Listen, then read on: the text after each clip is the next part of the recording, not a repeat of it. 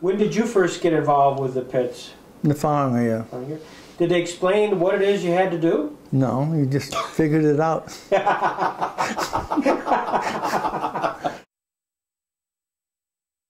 Leonard would send the lineup down for the race to begin with. Mm-hmm. We never did the feature race because we was too busy. By the time you figured 2 guys running that whole pit area, right, trying to line up the heat races and the semis, why, you didn't have time to sit down and figure out a feature race. Mm-hmm. So that was sent down from up on the flat scoring area. Like a chalkboard or something that you wrote on? Piece of paper. Oh, so you went over to every car and said, this is the heat you're in, and this is where you're going to line up. Right, and this is the semi you're in, right here. Now I get it. That's why you had to run all over heck. Yeah. Okay. You know, most of these guys, you didn't have trouble with the drivers. You had trouble with the pit crews. Oh? More than anything else. The drivers never give you a hard time to the pit crews. Some of the pit crews would give you a little hard time, but Floyd Finelli, well, Floyd was a little hot if you touched his car. Oh, is that right? Floyd didn't like people banging his car. Well, I don't blame him. He put a lot of money and a lot of time in that car. Yeah, Tom Dill, he'd get out there and run like hell. And his boss, he rode for Mobilia. Joe Mobilia? Joe Mobilia. And he was a pain in the butt. Why was that? What did he do that was He's always trying to stand in the middle of the track entranceway. And Leonard would say, well, we got so. He'd be halfway out on the track, screaming. What was he trying to do, help Tom? Or why did he feel he had to be out there? I don't know. Nobody else had to be out there. So it was your job to keep him back? Yeah. Keep him off the track. Keep him out of that entrance way into the track. Well, you couldn't do that. And then it got so half his crew was out there. I used to say Squirt was a dirty driver, but Squirt, he'd worry you to death. He'd be right on your tail. He'd be right on your side. But Squirt and Bobby, I don't think they ever took too many people out. Mm-hmm. The last few years I was up there, I would go out in the middle of the track on the turns 1 and 2 to watch for anybody that caused an accident. They went to the back of the field. Ah. Oh. So I always watch, but the guys, he was Squirt and Bobby, they would run right up alongside of you. But they never, very seldom. I mean, unless you come down on them, why? And then it got so Squirt was running on the inside, and everybody else started running there, so he went to the outside. Oh. So Squirt.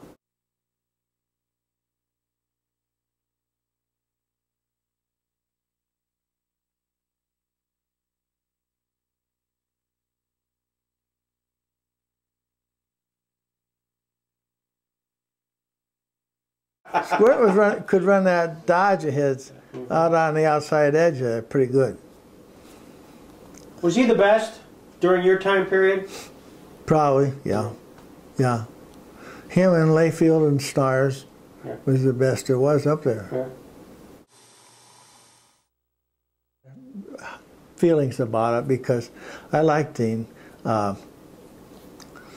But everybody figured, you know, that's what he wanted. If he's going to die, that's why he was going to die. Because he wasn't going to give up racing. Right. If he was still alive today, he'd probably be out there racing somebody. That's good.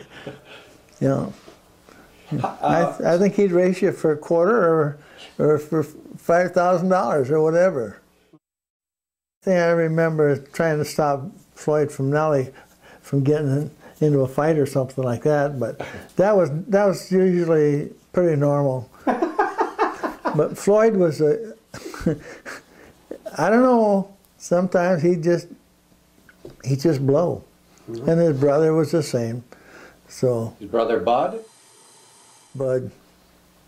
But they're both good guys. They're both good guys, but just a short temper, that's all. How about the third brother, Vern? Was he, Laverne, was he the same way? He was worse. He was a pain in the butt. He was worse than the other two? Well, you had to keep fighting him to keep him off the racetrack too, you know. And once in a while I'm going to do this or I'm going to do that. And he'd maybe kind of shake his fist, a little fist at you once in a while, but... Was he the toughest? No. I mean... I think Bud was probably. Yeah. Is Chuck still alive? Yeah. Yeah, nobody killed him yet. What do you mean by that? Well, I don't know.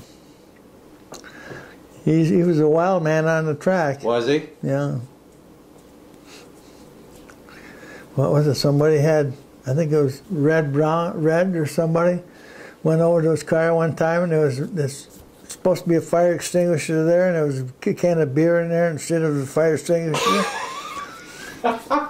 You're kidding me. Oh, no. He was interested in is 1958 when they brought that NASCAR up here. What do you remember about that race? Well, they had 10 cars, I think, that night. And 10 NASCAR cars? 10 NASCAR. That's it? Yep. I got the lineup, I think, in that magazine book I got in there. And Petty there, old man Petty, come over and he says, well, do you have any local drivers? I said, yeah, but I said, their cars are not legal to run with you guys. He says, we need cars. He told Red and I, he said, we need cars. And he says, and I don't care what they are.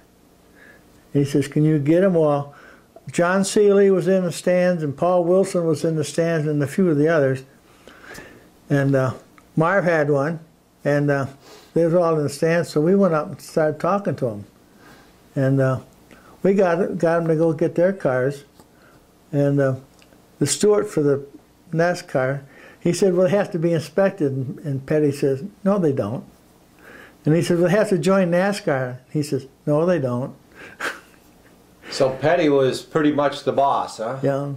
Well, they had 10, about 10 cars. Or Shorty Rollins won the race. Okay. And yeah, that was, oh my goodness. Why do you suppose there were only 10 cars that showed up? Well, they had one in Bradford a week before, or night before, or a week before, and they didn't have many down there. Squirt come up with a car, a strictly stock car, and if he'd had his regular front end underneath the car, he'd have won the race. The one at Stateline? Yeah. Really? Yeah. He was leading it for a while there, but he could really run Stateline. He could really run that track. He could set a car up for that track.